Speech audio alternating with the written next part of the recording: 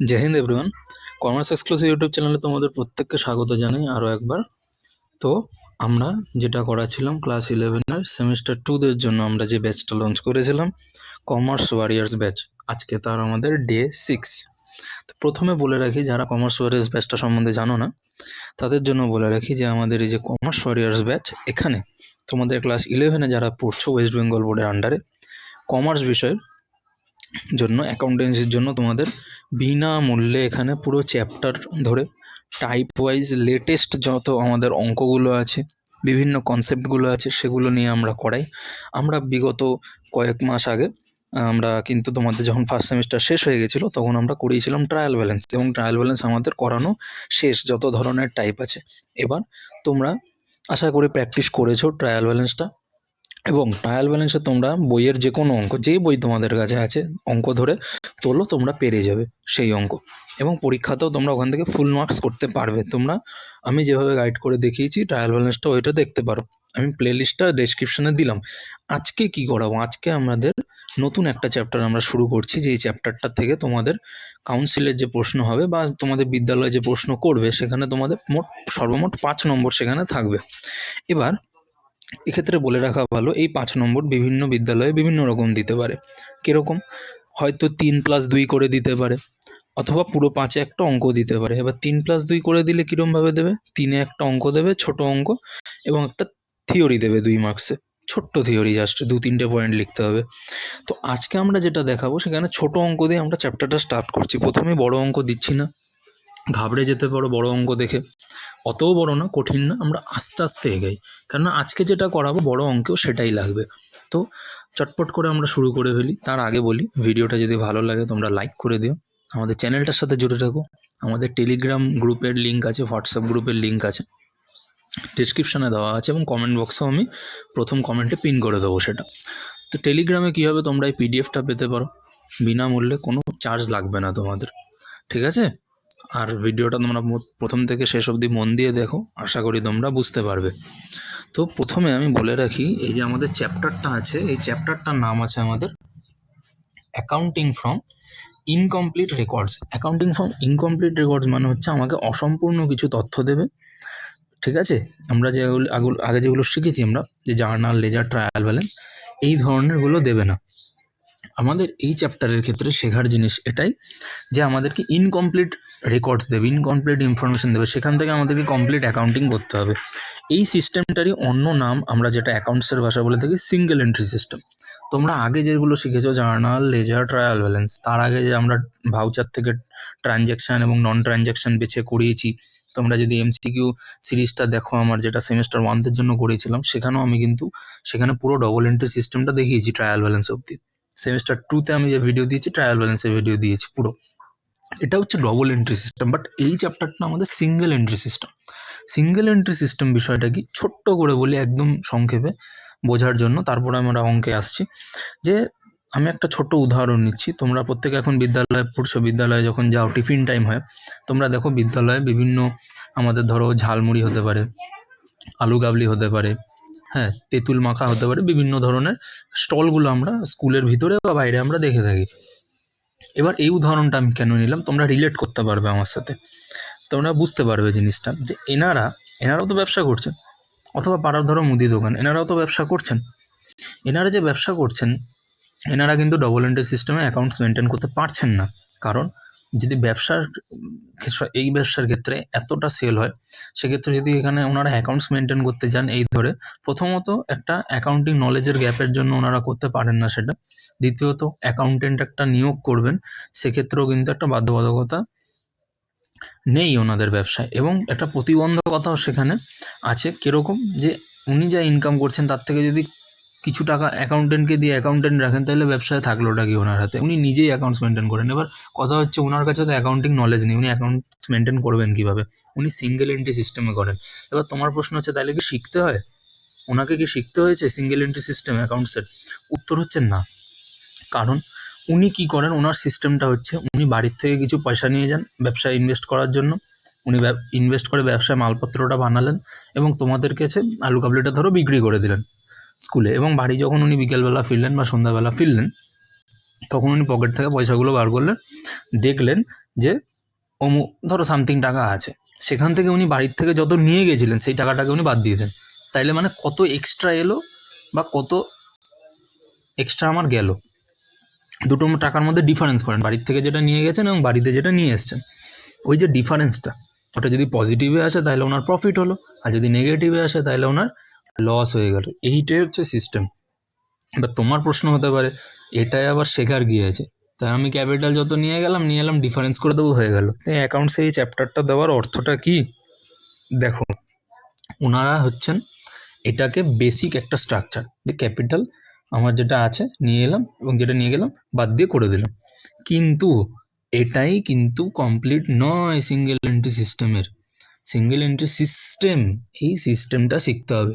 তাহলে তোমার এবার এখানে মনে আরেক কিছু জনের তোমাদের মধ্যে মনে ভয় থাকতে পারে, আবার সেই ভাউচার, ট্রানজ্যাকশন, জার্নাল, লেজার শিখতে হবে। না, এখানে সিস্টেম আলাদা, অত কিছু ঝামেলাই নেই, সিম্পল সিস্টেম এটা, একদম কিছুই নেই। তবে শুধুমাত্র ক্যাপিটাল থেকে আমরা ক্যাপিটালের মধ্যে ডিফারেন্স করে আমরা দেখবো না প্রফিট হচ্ছে না লস হচ্ছে, তার সাথে আরও কিছু বিষয় কানেক্টেড থাকে, যেটা নিয়েই আমাদের আজকের প্রবলেম 1। ঠিক আছে, তো প্রবলেমটা আমি পড়ার চেষ্টা করি এবং আস্তে আস্তে তোমাদেরকে আমি বোঝাচ্ছি। ঠিক আছে, আচ্ছা। তো প্রবলেম 1-এ আমরা প্রথমে দেখি কি বলেছে। From the following information calculate the amount of profit or loss for the year ended 31 March 2024। এটা যেটা আছে ছোট অঙ্ক, 3-এ দেওয়ার সম্ভাবনাটা বেশি আমার মতে, আর তবে কিছু স্কুলে দিতেও পারে 5-এ।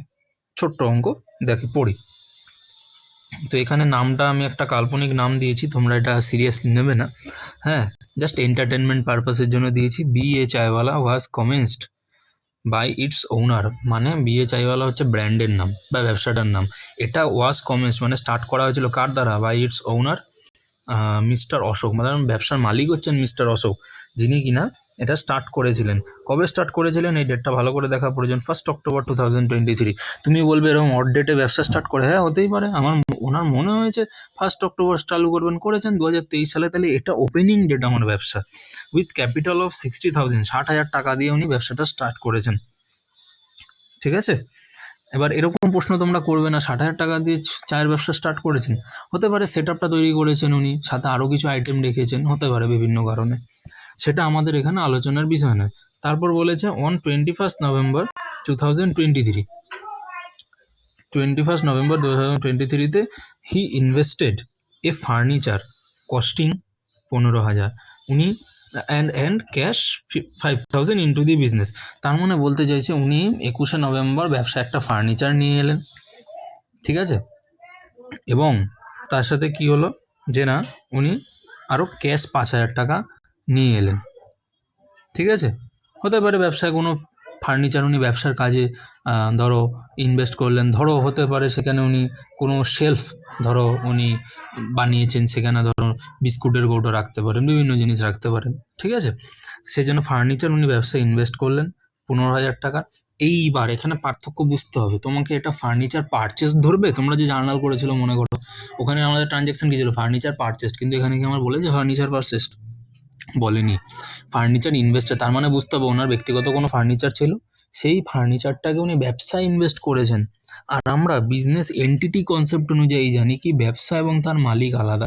তুমি এবার বলবে আরে ওনারই তো ব্যবসা, ব্যবসার মালিক আলাদা হলো কোথায়?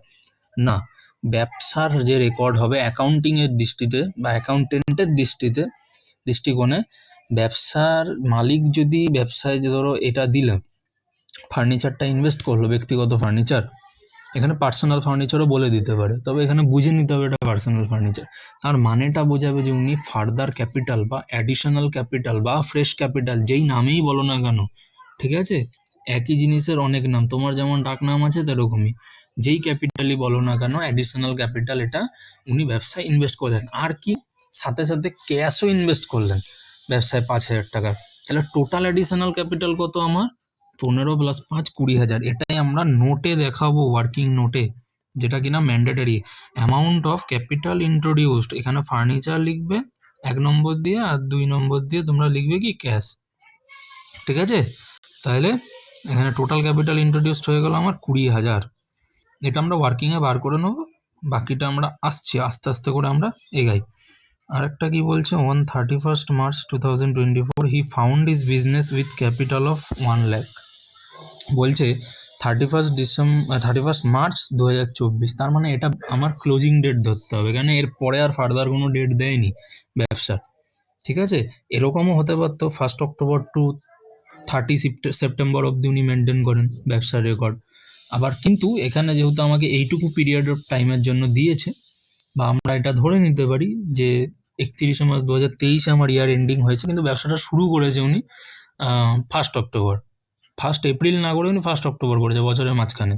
একটা ফাইন্যান্সিয়াল ইয়ার তো আমাদের এপ্রিল থেকে মার্চ অবধি হয়, সেখানে উনি মাঝখানে স্টার্ট করেছেন, কিন্তু ইয়ার এন্ডিংটা আমার 31 মার্চ 2024 হয়েছে। আশা করি বুঝতে পেরেছো তোমরা। সেই তারিখে উনি দেখলেন ব্যবসায় আমার ক্যাপিটাল কত আছে, 1 লাখ টাকা ক্যাপিটাল আছে। 1 লাখ টাকা ক্যাপিটাল মানে এটা ক্লোজিং ক্যাপিটাল, ক্লোজিং ডেটে ক্লোজিং ক্যাপিটাল। এইটুকু ইনফরমেশন আমরা এখন অবধি বুঝলাম। আর একটা অ্যাডিশনাল ইনফো দিয়েছে যে মিস্টার অশোক, তার মানে ওনার, উইথড্রু 1000 এভরি মান্থ, প্রত্যেক মাসে 1000 টাকা করে উইথড্র করেছেন from the cash box of his business. ব্যবসার ক্যাশ বাস্ক ছিল, প্রতি মাসে 1000 টাকা করে পার্সোনাল ইউজে উইথড্র করেছেন উনি। ঠিক আছে, পার্সোনাল ইউজ যদি কথাটা থাকে তাও বুঝতে হবে, বা না থাকলেও ধরে নিতে হবে এটা ড্রয়িংস হয়েছে ব্যবসার ক্যাশবুক থেকে। ওই যে বললাম এনটিটি কনসেপ্ট, ব্যবসার মালিকই তো টাকা নিল, তাইলে আবার ড্রয়িংস কিভাবে হলো? এটা ব্যবসার মালিক টাকা নিলে অবশ্যই ড্রয়িংস হয়, কিন্তু তোমার প্রশ্ন হতে পারে যে ব্যবসার মালিকই তো নিল, তা না, মালিক নিল মানে হচ্ছে ব্যবসায় মালিক যে টাকা দিয়েছিল সেটা ছিল ব্যবসার কাছে একটা লোন। তার মানে ব্যবসা যেটা আছে, ব্র্যান্ডটা দায়ী তার মালিককে টাকাটা ফিরিয়ে দিতে, এবং ব্যবসায়ী যখন টাকাটা নিল সেটা ড্রয়িংস হিসেবে বোঝাবে। এবার তুমি বলবো ওনারই তো টাকা, ড্রয়িংসের কি আছে, নিজের টাকা নিজে নিয়েছেন না। এই যে বললাম এনটিটি কনসেপ্ট, তোমাদের বিভিন্ন অ্যাকাউন্টিং কনসেপ্ট আছে না, ওইখান থেকেই এটার কনসেপশনটা এসছে, যে ব্যবসা এবং তার মালিকের রেকর্ড আলাদা আলাদা হয়। ব্যবসার রেকর্ড যখন করবো ওটাকে ড্রয়িংস ধরবো আমি। ঠিক আছে, গুলিয়ে ফেললে হবে না কিন্তু। এবার তাহলে ড্রয়িংসের পরিমাণটা হবে কত? ব্যবসা শুরু করেছিল কবে? অনেকে আছে কি প্রত্যেক মাসে ড্রয়িং করেছে, তুমি কি করবে, সিম্পলি প্রত্যেক মাসের যেটা ড্রয়িং করেছে সেটার সাথে 12 গুণ করে তুমি বসিয়ে দেবে। কিন্তু না, এখানে আমাকে দেখতে হবে ওপেনিং ডেট এবং ক্লোজিং ডেটের মাঝে কত ডিফারেন্স। অক্টোবর থেকে মার্চ সামনের বছরে দেখছি এখানে 6 মাসের ডিফারেন্স আছে। তাহলে 6 মাসের যখন আমার এখানে ডিফারেন্স আছে, তাহলে ড্রয়িংসটা 6 গুণ পার মান্থ কত করে করেছে, 1000 করে। তার মানে 6000 টাকা সারা বছরের ড্রয়িংস হবে এখানে, নট 12,000 টাকা। দেখতে হবে টাইম পিরিয়ডটা কতটা আছে, জাস্ট এটাই, আর কিছুই নেই। সিম্পল জিনিস, জাস্ট শুধু তোমাকে ধ্যান দিয়ে করতে হবে।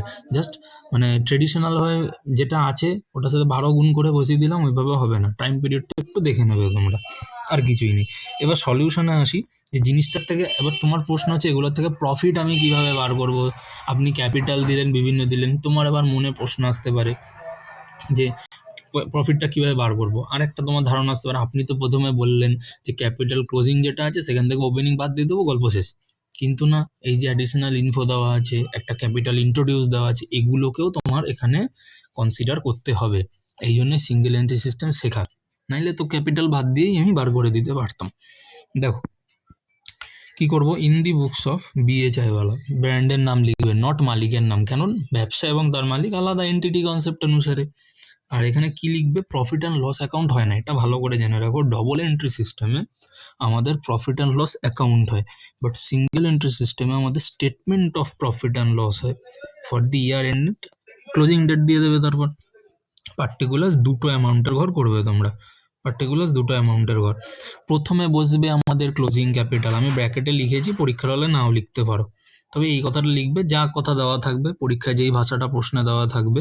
আমি লিখেছি ক্যাপিটাল অ্যাজ অন, ক্লোজিং ডেটটা দিয়েছি, বাইরের কলামে বসিয়ে দিয়েছি 1 লাখ টাকা, দেখে দেখে বসিয়ে দিয়েছি, যে 1 লাখ বলেই দিয়েছিল। এবার এটার সাথে অ্যাড হয়ে যাবে আমার ড্রয়িংস। ড্রয়িংস কত আমি আগেই বললাম, 6000 টাকা হবে, 1000 গুণ 6, 6000 টাকা হবে, নট 12,000। তাহলে এটাকে আর কিছু অ্যাড করার আইটেম আমার এখানে নেই, তাই জন্য এটাকে আমি আউটার কলামে নিয়ে গেলাম, নিয়ে যোগফলটা আমি করে দিলাম 1,06,000, সিম্পল যোগ। এবার আমার দুটো আইটেম লেস হয়, এক হয় আমার হচ্ছে ফ্রেশ ক্যাপিটাল বা অ্যাডিশনাল ক্যাপিটাল যাই বলো, এটা লেস হয়। আর লেস হয় কি, ওপেনিং ক্যাপিটালটা লেস হয়ে যায়। তাহলে আমার ক্যাপিটাল ইন্ট্রোডিউস কোনটা ছিল, আমি বলেছিলাম ফার্নিচার, +5,000, অনেকে ওটা ফার্নিচার পারচেস ধরে নিতে পারো, কিন্তু ওটা করবে না। বলেছি invested, not purchased for business, invested বলেছে, মানে পার্সোনাল ফার্নিচার ছিল, ইনভেস্ট হয়েছে, আমি অলরেডি ওটা বুঝিয়ে দিয়েছি। তাহলে 20,000 টাকা ফার্স্ট কলামে বসাবে, আর ওপেনিং ক্যাপিটাল আমাদের যেটা ছিল 1/10/23-এ 60,000 টাকা, সেটা বসিয়ে দিয়েছি। তাহলে এই দুটোর যোগফল করে আমি বাইরের কলামে দিলাম 80। এবার 80টাকে এটার সাথে যোগ করব না, কিন্তু এটার সাথে আমি বিয়োগ করব, কারণ লেস বলেছি আমি।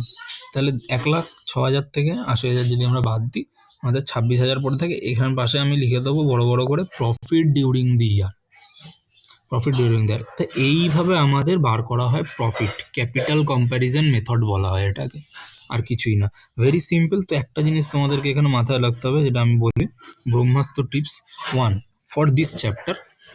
ব্রহ্মাস্ত্র টিপস 1 কি থাকবে, এই ফরম্যাটটা তোমাদের, যে আমাদের ক্যাপিটাল এর সাথে কিছু আইটেম দিয়ে দেবে, ওপেনিং ক্যাপিটাল, ক্লোজিং ক্যাপিটাল, এবং সাথে কিছু আইটেম দিয়ে দিল। দেখো গল্প আকারে লিখেছিল প্রশ্নটা, ঠিক আছে, প্যারাগ্রাফে আকারে। তো সেখানে কি করবো, closing capital, add drawings, less additional capital and sorry, closing inventories কেন লেখা আছে, না এখানে টাইপে ভুল হয়েছে, এখানে ওপেনিং ক্যাপিটাল হবে, ঠিক আছে। আমি টেলিগ্রাম গ্রুপে যখন আপলোড করব পিডিএফটা, আমি ওখানে ঠিক করে দেবো, এটা ভুল আছে। ক্লোজিং ক্যাপিটালের সাথে আমরা কি দেখলাম, ড্রয়িংস অ্যাড হচ্ছে, আর লেস হচ্ছে কি, অ্যাডিশনাল ক্যাপিটাল লেস হচ্ছে, আর কি হচ্ছে, ওপেনিং ক্যাপিটাল যেটা থাকছে আমার, সেটা আমার লেস হয়ে যাচ্ছে। তাহলে আমি পেয়ে গেলাম হচ্ছে প্রফিট অফ দি ইয়ার, যদি পজিটিভ আসে। আর যদি ধরো এই ফিগারটাই আমার নেগেটিভে চলে আসে, ধরো ওখানে 26,000 না আসে, নেগেটিভ 26,000 এলো, -26,000, তার মানে ওটা লস আমার ওই বছরে। আশা করি তোমরা বুঝতে পেরেছো। তো থ্যাংক ইউ সো মাচ, আজকের জন্য এতটাই ছিল। এই যে কনসেপ্টটা ক্যাপিটাল থেকে প্রফিট বার করা, এটা আমাদের নেক্সট কিছু প্রবলেমও আমাদের লাগবে। স্টেটমেন্ট অফ পিএল আমাদেরকে বানাতে দিতে পারে, এবং পরবর্তী যে ভিডিওটা থাকবে সেখানে আমরা নতুন টাইপটা নিয়ে আলোচনা করব। Thank you so much everyone, জয় হিন্দ। কমেন্টে জানাতে ভুলো না ভিডিওটা তোমাদের কেমন লাগলো, ভালো লাগলে লাইক করে দিও, চ্যানেলটাকে সাবস্ক্রাইব করে দিও। Thank you so much.